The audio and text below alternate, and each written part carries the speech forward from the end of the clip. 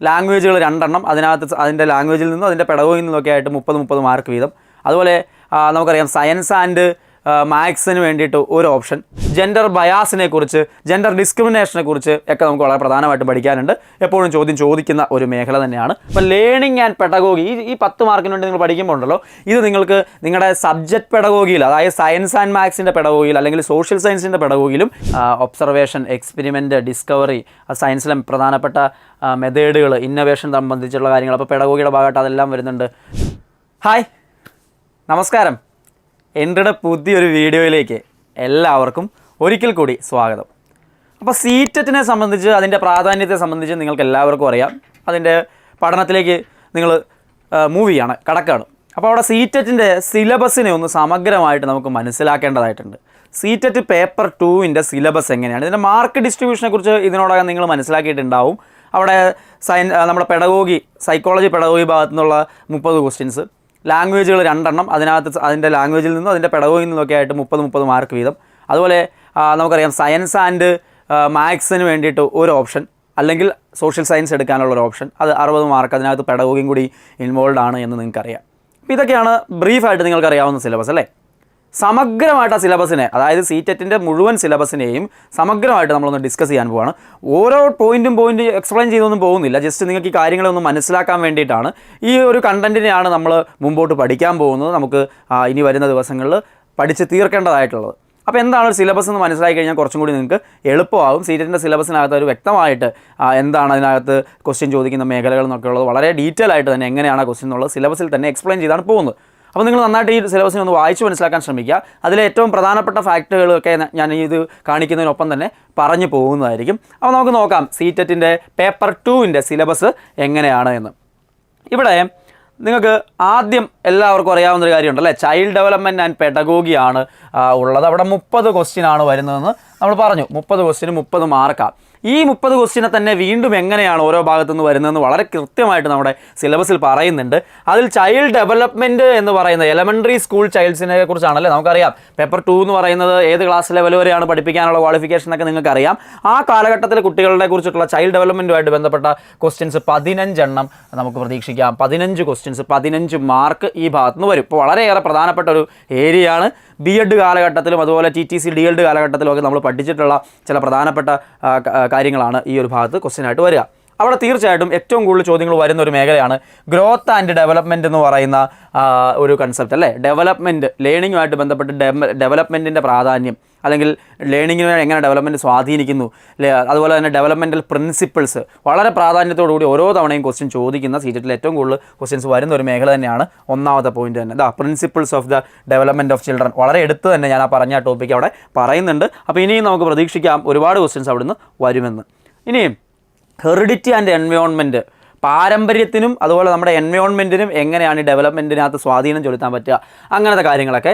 Socialisation പ്രോസസ്സുമായിട്ട് ബന്ധപ്പെട്ട കാര്യങ്ങൾ, പിന്നീട് പിയാഷെ, കോൾബർഗ്, വൈഗോസ്കി തുടങ്ങിയ ആളുകളൊക്കെ ഈ ഡെവലപ്മെൻറ്റുമായിട്ട് ബന്ധപ്പെട്ടും ഇത്തരത്തിലുള്ള ആശയങ്ങളിൽ അവരുടെ പഠനങ്ങൾ എന്തായിരുന്നു എന്നുള്ളതിനെക്കുറിച്ച് ഡീറ്റെയിൽ ആയിട്ട് ഒരു പഠനം നമുക്ക് അവിടെ ആവശ്യമായിട്ട് വരും. വളരെ പ്രാധാന്യത്തോടുകൂടി പിയാഷയുടെയും കോൾബർഗിൻ്റെയും വൈഗോസ്കിയുടെയും കൺസെപ്റ്റ് ഈ മേഖലയിൽ എടുത്തു പഠിക്കേണ്ടതായിട്ടുണ്ട്.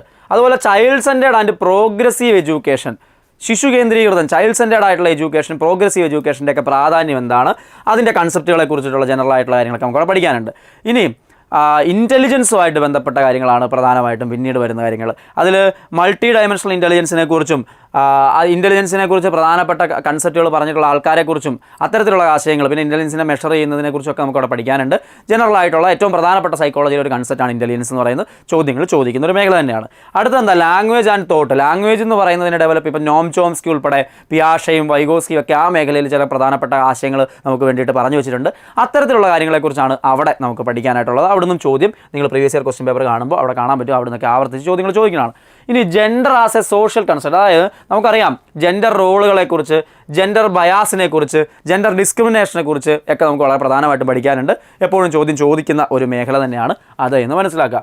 ഇൻഡിവിജ്വൽ ഡിഫറൻസ് എമോങ് ലേണേഴ്സ്, വ്യക്തികളിൽ നിന്നുള്ള വ്യത്യാസം അല്ല, ഇൻഡിവിജ്വൽ ഡിഫറൻസ് കാറ്റർ ചെയ്യുക എന്നുള്ളതാണല്ലോ. പല രീതിയിൽ ആ ഇൻഡിവിജ്വൽ ഡിഫറൻസ് വരുന്നുണ്ടെന്ന് നമുക്കറിയാം. Diversity of language, caste, gender, community, religion വെച്ചിട്ടൊക്കെ വ്യക്തികളെ പല രീതിയിലാണ്. നമ്മുടെ നാനാത്വത്തിൽ ഏകത്വം എന്നാണ് അല്ലേ, യൂണിറ്റി ഇൻ ഡൈവേഴ്സിറ്റി എന്നാണ് നമ്മൾ ഇന്ത്യയെക്കുറിച്ച് പറയുമ്പോൾ തന്നെ പറയുന്നത്. അപ്പോൾ ആ ആശയങ്ങൾ ക്ലാസ് മുറിയിലെ കുട്ടികൾക്കും ബാധകമാണ് അല്ലേ. അവർ പലരും പല സാമൂഹ്യ ചുറ്റുപാടുകളിൽ നിന്ന് വരുന്നവരാണ്. അപ്പോൾ ഇൻഡിവിജ്വൽ ഡിഫറൻസ് തീർച്ചയായിട്ടും ഉണ്ടായിരിക്കും. അതിനെക്കുറിച്ച് ബേസിക് ആയിട്ടുള്ള കാര്യങ്ങൾ ഒരു അധ്യാപകൻ അല്ലെങ്കിൽ അധ്യാപിക എന്ന നിലയിൽ നമുക്ക് മനസ്സിലാക്കേണ്ട കാര്യങ്ങൾ തന്നെയാണ്. അടുത്ത എന്താ, assessment for learning and assessment of learning. Assessment for learning, of learning, assessment as learning ഒക്കെ വളരെ പ്രധാനമായിട്ട് നമുക്ക് പഠിക്കുന്ന 3 ആശയങ്ങൾ. അതിൽ 2 കാര്യങ്ങൾ അവിടെ എടുത്ത് പറയുന്നുണ്ട്. സ്കൂൾ ബേസ് ചെയ്തിട്ടുള്ള കാര്യങ്ങളാണ് അതിനെക്കുറിച്ച് മനസ്സിലാക്കേണ്ടത് എന്നുള്ളതുകൂടി മനസ്സിലാക്കുക. പിന്നെ assessment, CC, continuous and comprehensive evaluation, അതിൻ്റെ വളരെ പ്രധാനപ്പെട്ട കാര്യങ്ങൾ. ഈ അസസ്മെൻറ്റ് ആൻഡ് ഇവാലുവേഷൻ എന്ന് പറയുന്നതും അതിൽ CC എന്ന് പറയുന്നതും വളരെ പ്രധാനമായിട്ടും ചോദിക്കുന്ന ഒരു മേഖലയാണ്. അവിടുന്ന് എപ്പോഴും ആവർത്തിച്ച് ചോദ്യങ്ങൾ വരാറുണ്ട്. ഇനി അതേപോലെ തന്നെ കുട്ടികളെക്കുറിച്ച്, കുട്ടികളുടെ റെഡിനെസ് ലെവൽ ഓഫ് ലേണർ, അതുപോലെ തന്നെ learning and critical thinking in the classroom and for assessing learner achievement, ഇതൊക്കെ അസസ് ചെയ്യാനായിട്ട്, ഇതൊക്കെ മനസ്സിലാക്കാനായിട്ട് എന്തെല്ലാം കാര്യങ്ങളാണ് നമ്മൾ ഇവാലുവേഷൻ്റെ ഭാഗമായിട്ട് ചെയ്യാറുള്ളത്, അതിനെക്കുറിച്ചും എടുത്ത് സിലബസിൽ പറയുന്നത് കാണാനായിട്ട് സാധിക്കും. അപ്പോൾ അതാണ് 15 മാർക്ക് ചോദിക്കുന്ന ഒരു മേഖല എന്ന് പറയുന്നത്. നമ്മൾ പറഞ്ഞല്ലോ, സൈക്കോളജിയുടെ ഭാഗത്ത് നിന്ന് ചൈൽഡ് ഡെവലപ്മെൻറ്റുമായിട്ട് ബന്ധപ്പെട്ടുകൊണ്ട് കുട്ടികളുമായിട്ട് ബേസ് ചെയ്തിട്ടുള്ള അവരുടെ ഇവാലുവേഷൻ വരെയുള്ള കാര്യങ്ങളാണ് ആ 15 മാർക്കിൻ്റെ കണ്ടൻറ്റിനകത്ത് പറയുന്നത്.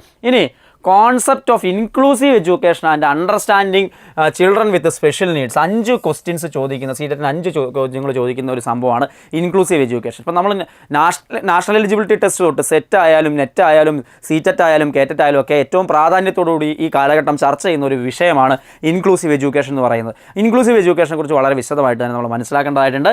അവിടെ ഡൈവേഴ്സ് ബാക്ക്ഗ്രൗണ്ട് വ്യക്തികളെക്കുറിച്ചിട്ടുള്ള കാര്യങ്ങൾ, അതുപോലെ തന്നെ സമൂഹത്തിൽ പാർശ്വവൽക്കരിക്കപ്പെട്ട, അരികുവൽക്കരിക്കപ്പെട്ട, സൈഡിലേക്ക് മാറ്റി നിർത്തപ്പെട്ടു പോയിട്ടുള്ള സമൂഹത്തെക്കുറിച്ചൊക്കെ നമ്മൾ മനസ്സിലാക്കേണ്ടതായിട്ടുണ്ട്.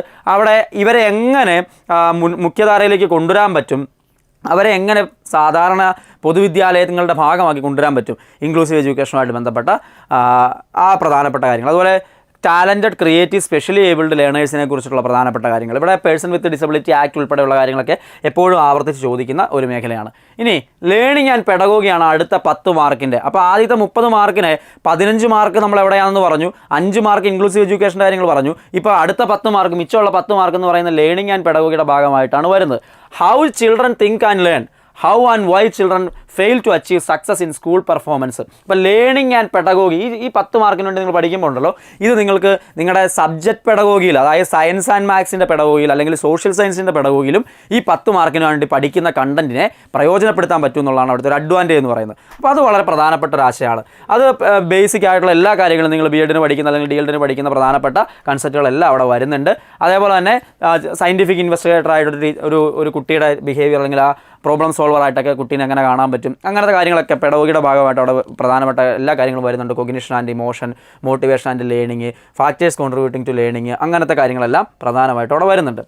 ഇനി 30 മാർക്കിൻ്റെ ചോദ്യം, അടുത്ത മേഖല നമുക്കറിയാം ലാംഗ്വേജ് ആണ്. ഈ ലാംഗ്വേജിനകത്ത് തന്നെ ലാംഗ്വേജിൻ്റെ നമ്മുടെ ഡയറക്റ്റ് ലാംഗ്വേജ് എന്ന് പറയുന്ന 15 മാർക്കിൻ്റെ ക്വസ്റ്റ്യൻ ചോദിക്കും. അതിപ്പോൾ പാസേജ് തന്നിട്ട് അതിനകത്ത് ചോദ്യങ്ങൾ, അല്ലെങ്കിൽ ബേസിക് ഗ്രാമർ, വൊക്കാബുലറി, അങ്ങനത്തെ കാര്യങ്ങളൊക്കെ ഉൾപ്പെടുന്ന 15 മാർക്കിൻ്റെ സിലബസാണ് അവിടെ കൊടുത്തിരിക്കുന്നത്. അതുകൊണ്ട് അവിടെ ഡീറ്റെയിൽ ആയിട്ട് പറഞ്ഞിട്ടുണ്ട് എങ്ങനെയാണ് ക്വസ്റ്റ്യൻസ് ചോദിക്കുക, പാസേജ് തന്നിട്ടും അല്ലെങ്കിൽ പോയം തന്നിട്ടും, ഒരു സയൻസ് ബേസ്ഡൊക്കെ പാസേജൊക്കെ ആയിരിക്കും ചിലപ്പോൾ വരാൻ പോകുന്നത്. അത്തരം കാര്യങ്ങളൊക്കെ വെച്ചിട്ട് എങ്ങനെയാണ് ആ 15 മാർക്കിൻ്റെ ക്വസ്റ്റ്യൻ വരുന്നതെന്ന് വളരെ വിശദമായിട്ട് തന്നെ പറയുന്നുണ്ട്. അതിനുശേഷം ഈ ലാംഗ്വേജിനകത്തും പെഡഗോഗി ഓഫ് ലാംഗ്വേജ് ഡെവലപ്മെൻ്റ് ആണ് 15 മാർക്കിൻ്റെ ക്വസ്റ്റ്യൻ. കണ്ട് അവിടെ പെഡഗോഗി വരുന്നുണ്ട്. അവിടെ നിങ്ങൾ സൈക്കോളജിയുടെ ഭാഗമായിട്ട് പഠിക്കുന്ന പെഡഗോഗി ഇവിടെ നിങ്ങൾക്ക് പ്രയോജനപ്പെടും. ലാംഗ്വേജ് പെഡഗോഗി സെപ്പറേറ്റ് ആയിട്ട് നമ്മൾ പഠിക്കുന്നത്. പ്രധാനമായിട്ടും DLൻ്റെ ടെക്സ്റ്റ് ബുക്കിൽ അവരത് എല്ലാ സബ്ജക്റ്റുകളെ കുറിച്ചുള്ള പെഡഗോഗി പഠിക്കാറുണ്ട്. അതിനകത്താണ് ആ ക്വസ്റ്റ്യൻസ് വരുന്നത് കൂടുതലായിട്ടും. അപ്പോൾ ഇവിടെ ലേണിങ്ങും ആൻഡ് അക്വിസിഷനുമായിട്ട് ബന്ധപ്പെട്ട ലാംഗ്വേജിൻ്റെ പെഡഗോഗി പ്രിൻസിപ്പിൾസും കാര്യങ്ങളും എല്ലാം അത് പ്രധാനമായിട്ടും 15 മാർക്കിൻ്റെ ക്വസ്റ്റ്യൻസ് അവിടെ ചോദിക്കും. അപ്പം ഗ്രാമറും അല്ലെങ്കിൽ വൊക്കാബുലറി മാത്രമല്ല 15 മാർക്കിൻ്റെ ക്വസ്റ്റ്യൻ ഡയറക്റ്റ് ലാംഗ്വേജുമായിട്ട് ബേസ് ചെയ്തിട്ടുള്ളതും അതിൻ്റെ പെഡഗോഗിയായിട്ട് ബേസ് ചെയ്തിട്ടുള്ള 15 ക്വസ്റ്റ്യൻ, അങ്ങനെ ടോട്ടൽ 30 ക്വസ്റ്റ്യനാണ് നമുക്ക് ഇവിടെ ചോദിക്കുന്നത് എന്ന് മനസ്സിലാക്കുക. ഇനി അത് കഴിഞ്ഞാൽ നമുക്ക് അടുത്ത് വരാൻ പോകുന്നത് എന്താ, ഇത് അവിടെ ഡീറ്റെയിൽ ആയിട്ട് പറയുന്നുണ്ട് എന്തൊക്കെയാണ് ലാംഗ്വേജിൻ്റെ പെഡഗോഗിയുടെ ഭാഗമായിട്ട് വരുന്ന ടോപ്പിക്കുകൾ നമ്മുടെ എടുത്ത് പറയുന്നുണ്ട്. ദെൻ നമുക്കിനി പറയാനുള്ളത് സയൻസ് ആൻഡ് ലാംഗ്വേജ്, രണ്ടാമത്തെ ലാംഗ്വേജ് ഉണ്ടല്ലേ, അതായത് 2 ലാംഗ്വേജുകളുണ്ട്. അത് എടുത്ത് പറഞ്ഞിട്ടുണ്ടെന്നുള്ളതേ ഉള്ളൂ. 2 ലാംഗ്വേജിനകത്തും ചോദ്യം ഇങ്ങനെ തന്നെയാണ്. 15 മാർക്ക്. ഇപ്പം നമ്മൾക്ക് പല ഓപ്ഷൻസ് ഉണ്ടല്ല. സീറ്ററ്റിനെ സംബന്ധിച്ച് നമുക്ക് റീജിയണൽ ലാംഗ്വേജ് സെലക്ട് ചെയ്യാനുള്ള ഓപ്ഷൻസ് ഉണ്ട്. ഇംഗ്ലീഷിനൊപ്പം മലയാളമോ ഹിന്ദിയിലാണ് കംഫർട്ടബിൾ ആയിട്ടുള്ളതെങ്കിൽ ഹിന്ദിയൊക്കെ സെലക്ട് ചെയ്യാനുള്ള ഓപ്ഷൻ നിങ്ങൾക്ക് ഉണ്ട്. അപ്പോൾ 2 ലാംഗ്വേജ് ആണെങ്കിലും ആ മാർക്ക് ഡിസ്ട്രിബ്യൂഷൻ എങ്ങനെ തന്നെയാണ്, കോംപ്രിഹെൻഷൻ അത്തരത്തിലുള്ള കാര്യങ്ങൾക്കൊക്കെ 15 മാർക്കും അതേപോലെ തന്നെ പെഡഗോഗി സംബന്ധമായിട്ടുള്ള കാര്യങ്ങൾക്ക് 15 മാർക്കും എന്നുള്ളതാണ്. അപ്പോൾ ലാംഗ്വേജിലെ ഡയറക്റ്റ് ചോദ്യങ്ങൾ 15 മാർക്കും അതിനെ പെഡഗോഗി ബേസ് ചെയ്തിട്ടുള്ള ചോദ്യങ്ങൾ 15 മാർക്ക് എന്നുള്ള രീതിയിൽ ടോട്ടൽ 30 മാർക്കാണ് 2 ലാംഗ്വേജിൽ നമുക്ക് ചോദിക്കുന്നത്. അതിന് മാറ്റങ്ങളൊന്നുമില്ല, 2 ലാംഗ്വേജും കോമൺ ആയിട്ട് ആ രീതിയിൽ തന്നെയാണ് പോകുന്നത്. ഇനി മാത്തമാറ്റിക്സ് ആൻഡ് സയൻസ് ആണ് നിങ്ങൾ സെലക്ട് ചെയ്യുന്നതെങ്കിൽ 60 മാർക്കാണ് മാത്സിനകത്തും സയൻസിനകത്തുമായിട്ട് ചോദിക്കുക അല്ലേ. അതിൽ മാത്തമാറ്റിക്സിനകത്തിൻ്റെ കാര്യം എങ്ങനെയാണ്, മാത്സ് 30 മാർക്കും സയൻസ് 30 മാർക്കും ചേർത്തിട്ടാണ് 60 മാർക്ക് നിങ്ങൾക്ക് അവിടെ കിട്ടാൻ പോകുന്നത്. ഈ 30നെ തന്നെ നമുക്ക് നോക്കൂ, മാത്സിൻ്റെ കേസ് ആദ്യം ഡിസ്കസ് ചെയ്യുക. അതിൽ മാത്സിൽ നിന്ന് 30 ക്വസ്റ്റ്യൻ ചോദിക്കുമ്പോൾ അതിൻ്റെ കണ്ടൻറ്റ്, മാത്തമാറ്റിക്സിലെ കണ്ടൻറ്റ് ഉണ്ടല്ലോ, ആ ഒരു കാലത്തെ സ്കൂൾ ടെക്സ്റ്റ് ബുക്കുകളിൽ നിന്ന് ഇപ്പോൾ 10th വരെയൊക്കെയുള്ള NCERTയുടെ ടെക്സ്റ്റ് ബുക്കുകളിൽ നിന്ന് നിങ്ങൾ പഠിക്കുന്ന മാത്തമാറ്റിക്സ് കണ്ടൻറ്റുകൾ, നമ്പർ സിസ്റ്റം തൊട്ടിട്ട് അവിടെ എടുത്ത് ഓരോ സിലബസിൽ എടുത്ത് പറയുന്നത് അൽജിബ്രയിൽ എന്തൊക്കെ കാര്യങ്ങൾ പഠിക്കാനുണ്ട്, അതേപോലെ ജിയോമെട്രിയുടെ ഭാഗമായിട്ട് എന്തെല്ലാം കാര്യങ്ങളാണ് ചോദിക്കുന്നത്, അതേപോലെ തന്നെ പെഡഗോഗിക്കൽ ഇഷ്യൂസാണ് പിന്നീട് 10 മാർക്കിൻ്റെ ക്വസ്റ്റ്യൻ. അപ്പം മാത്സിൽ നിന്ന് 20 മാർക്ക് ചോദിക്കുന്ന ക്വസ്റ്റ്യൻസ് നമുക്ക് എവിടെ നിന്നൊക്കെയാണെന്നുള്ള സിലബസിൽ ഡീറ്റെയിൽ ആയിട്ട് പറയുന്നുണ്ട്. അതോടൊപ്പം 10 മാർക്കിൻ്റെ മാത്തമാറ്റിക്സിൻ്റെ പെഡഗോഗിയോട് ചോദിക്കും. അങ്ങനെയാണ് മാത്സിലെ 30നെ വീണ്ടും 20 + 10 എന്ന് ഡിവൈഡ് ചെയ്തിട്ടുണ്ട്. സബ്ജക്റ്റിൽ നിന്ന് 20, 10 മാർക്കിൻ്റെ പെഡഗോഗിയാണ്. Nature of mathematics, logical thinking, place of mathematics in curriculum, language of mathematics, community mathematics, evaluation, അങ്ങനെ remedial teaching, problem of teaching ഒക്കെ ബേസ് ചെയ്തിട്ടുള്ള പെഡഗോഗിയിൽ നിന്നുള്ള കാര്യങ്ങൾ ചോദിക്കും. സയൻസിലേക്ക് വന്നു കഴിഞ്ഞാൽ സയൻസിലും 30 ക്വസ്റ്റ്യൻസ് ആണുള്ളത്. അതിനെയും ഈ പറഞ്ഞതുപോലെ 20 മാർക്കും 10 മാർക്കുമായിട്ട് വീണ്ടും ഡിവൈഡ് ചെയ്തിട്ടുണ്ട്. അപ്പോൾ 20 മാർക്ക് എന്ന് പറയുന്നത് കണ്ടൻറ്റാണ്. കണ്ടൻറ്റ് വളരെ വ്യക്തമായിട്ട് NCERT ടെക്സ്റ്റ് ബുക്കുകളെ ബേസ് ചെയ്തിട്ടുള്ള കണ്ടൻറ്റ് അവിടെ കൊടുത്തിട്ടുണ്ട്. ഇപ്പോൾ ഫുഡ്, അതിനെ ബേസ് ചെയ്തിട്ടുള്ള കുറേ ടോപ്പിക്കുകളുണ്ട്. അതേപോലെ materials of daily use, the world of the living, അതേപോലെ തന്നെ moving things, people and ideas, how things work, electrical current and circuit, magnets, natural phenomena, അതേപോലെ നാച്ചുറൽ റിസോഴ്സസ്, ഇത്തരത്തിലുള്ള ജനറൽ ആയിട്ടുള്ള സയൻസിലെ എല്ലാ കാര്യങ്ങളും, സയൻസിൽ ബേസിക് സയൻസിൻ്റെ ഭാഗമായിട്ട് വരുന്ന ഫിസിക്സും കെമിസ്ട്രിയും ബയോളജിയും ബേസ് ചെയ്തിട്ടുള്ള കാര്യങ്ങളെല്ലാം സയൻസ് ഒറ്റ ടൈറ്റിൽ അവിടെ വരികയാണ്. അപ്പോൾ 20 മാർക്ക് അവിടെ നിന്ന് ചോദിക്കും. ദെൻ സയൻസിൻ്റെ പെഡഗോഗി അവിടെ ഉണ്ട്, nature and structure of science, natural science, അതിൻ്റെ aims and objectives, understanding and appreciating science, അത്തരത്തിലുള്ള പ്രധാനപ്പെട്ട പെഡഗോഗി ടോപ്പിക്കുകളെല്ലാം integrated approach, observation, experiment, discovery, സയൻസിലെ പ്രധാനപ്പെട്ട മെത്തേഡുകൾ, ഇന്നോവേഷൻ സംബന്ധിച്ചുള്ള കാര്യങ്ങൾ. അപ്പോൾ പെഡഗോഗിയുടെ ഭാഗമായിട്ട് അതെല്ലാം വരുന്നുണ്ട്. പ്രധാനപ്പെട്ട ഇവാലുവേഷൻ, പ്രോബ്ലംസ്, റെമഡിയൽ ടീച്ചിങ്, അങ്ങനത്തെ കാര്യങ്ങളെല്ലാം അവിടെ എടുത്ത് പറയുന്നുണ്ട്. ഞാൻ ഓരോന്നിലേക്കും പോകുന്നില്ല. അപ്പോൾ സയൻസ് പെഡഗോഗി 10 മാർക്ക്, സയൻസ് സബ്ജക്റ്റുകളെല്ലാം കൂടി ചേർത്ത് 20 മാർക്ക് എന്നുള്ള രീതിയിലാണ് സയൻസിൽ നിന്നുള്ള 30 മാർക്ക് വരിക. ഇനി സോഷ്യൽ സയൻസിലേക്ക് നോക്കൂ, സോഷ്യൽ സ്റ്റഡീസിലേക്ക് നോക്കി കഴിഞ്ഞാൽ 60 ക്വസ്റ്റ്യൻസ് ആണ് നിങ്ങൾക്ക് സോഷ്യൽ സ്റ്റഡീസ് എന്ന് പറയുന്ന ടൈറ്റിൽ വരുന്നതെങ്കിൽ നേരത്തെ പറഞ്ഞതുപോലെ തന്നെ അതിനെയും വീണ്ടും ഡിവൈഡ് ചെയ്തിരിക്കുകയാണ് 40-20 എന്ന്. 40 മാർക്ക് സോഷ്യൽ സയൻസിൻ്റെ കണ്ടൻറ്റാണ് ചോദിക്കുന്നത്, 20 മാർക്ക് സോഷ്യൽ സയൻസിൻ്റെ പെഡഗോഗിയാണ് ചോദിക്കുന്നത്. നോക്കൂ, കണ്ടൻറ്റിനകത്ത് ഹിസ്റ്ററി ബേസ് ചെയ്തിട്ടുള്ള കാര്യങ്ങൾ അവിടെ വരുന്നുണ്ട്. അതേപോലെ തന്നെ ഓരോ ടോപ്പിക്കുകളും ഏർലി സ്റ്റേറ്റ്സും അതിൻ്റെ പ്രധാനപ്പെട്ട കാര്യങ്ങളെല്ലാം നമ്മൾ ടെക്സ്റ്റ് ബുക്കുകളെ ബേസ് ചെയ്തിട്ടുള്ള കണ്ടൻറ്റുകൾ അവിടെ കൊടുത്തിരിക്കുന്നത് കാണാനായിട്ട് സാധിക്കും. ഡീറ്റെയിൽ ആയിട്ട് തന്നെ ഹിസ്റ്ററിയുടെ ഭാഗമായിട്ടുള്ള ഇൻഡിപെൻഡൻസിന് ശേഷമൊക്കെ ഉള്ള കാര്യങ്ങളെല്ലാം അതിനകത്ത് ഇൻക്ലൂഡ് ചെയ്തിട്ടുണ്ട്. പിന്നെ രണ്ടാമത് ഹിസ്റ്ററി കഴിഞ്ഞാൽ ജോഗ്രഫിയുടെ ഭാഗമായിട്ടുള്ള സിലബസ് എടുത്ത് പറയുന്നുണ്ട്. ജോഗ്രഫിക്കകത്ത് എന്തെല്ലാം കാര്യങ്ങൾ വരുന്നുണ്ട്, ടെക്സ്റ്റ് ബുക്കുകൾ, NCERT ടെക്സ്റ്റ് ബുക്കുകളെ ബേസ് ചെയ്തിട്ടുള്ള ടോപ്പിക്കുകളാണ് കൊടുത്തിരിക്കുന്നതല്ല. സോഷ്യൽ ആൻഡ് പൊളിറ്റിക്കൽ സയൻസ് വീണ്ടും അടുത്ത കാര്യങ്ങൾ. അപ്പോൾ 40 മാർക്കിൻ്റെ ചോദ്യം ഏതെല്ലാം മേഖലകളിൽ നിന്ന് വരുമെന്ന് വളരെ വിശദമായിട്ട് സിലബസിൽ പറയുന്നതായിട്ട് നമുക്ക് കാണാനായിട്ട് സാധിക്കും. അപ്പോൾ NCERT ടെക്സ്റ്റ് ബുക്കുകളിലെ കണ്ടൻറ്റുകളാണ് ഈ പ്രധാനമായിട്ടും കൊടുത്തിരിക്കുന്നവയെല്ലാം. അതേപോലെ അതിൻ്റെ പെഡഗോഗിക്ക് അതൊന്ന് പിന്നീട് ക്വസ്റ്റ്യൻസ് വരുന്നത് കാണാനായിട്ട് സാധിക്കും. പെഡഗോഗിക്കൽ ഇഷ്യൂവിൻ്റെ ഭാഗമായിട്ട് 20 മാർക്കിൻ്റെ ചോദ്യങ്ങളാണ് ചോദിക്കുക, 20 മാർക്കിൻ്റെ ചോദ്യങ്ങൾ. അപ്പോൾ സോഷ്യൽ സയൻസിൻ്റെ പെഡഗോഗിയിൽ എന്തെല്ലാം കാര്യങ്ങളാണ്, നേരത്തെ മാത്സും സയൻസും ഒക്കെ പറഞ്ഞതുപോലെ അല്ലെങ്കിൽ ജനറൽ പെഡഗോഗി പറഞ്ഞ പോലെ തന്നെ സോഷ്യൽ സയൻസിൻ്റെ പെഡഗോഗിയിൽ എന്തെല്ലാം കാര്യങ്ങൾ പഠിക്കുന്നുണ്ടോ അത്തരം കാര്യങ്ങൾ പ്രധാനമായിട്ടുള്ള പോയിൻറ്റ്സ് അവിടെ പറഞ്ഞിരിക്കുന്നത് കാണാൻ പറ്റും. അപ്പോൾ ഇതാണ് ബ്രീഫായിട്ട് പറഞ്ഞു കഴിഞ്ഞാൽ നിങ്ങൾക്ക് CTET പേപ്പർ 2 പഠിക്കാനുള്ള സിലബസ്. ഇപ്പോൾ സോഷ്യൽ സയൻസുകാർ സോഷ്യൽ സയൻസിനെ ഫോക്കസ് ചെയ്യുക, സയൻസ് ആൻഡ് മാത്സുകാർ അതിനെ ഫോക്കസ് ചെയ്യുക.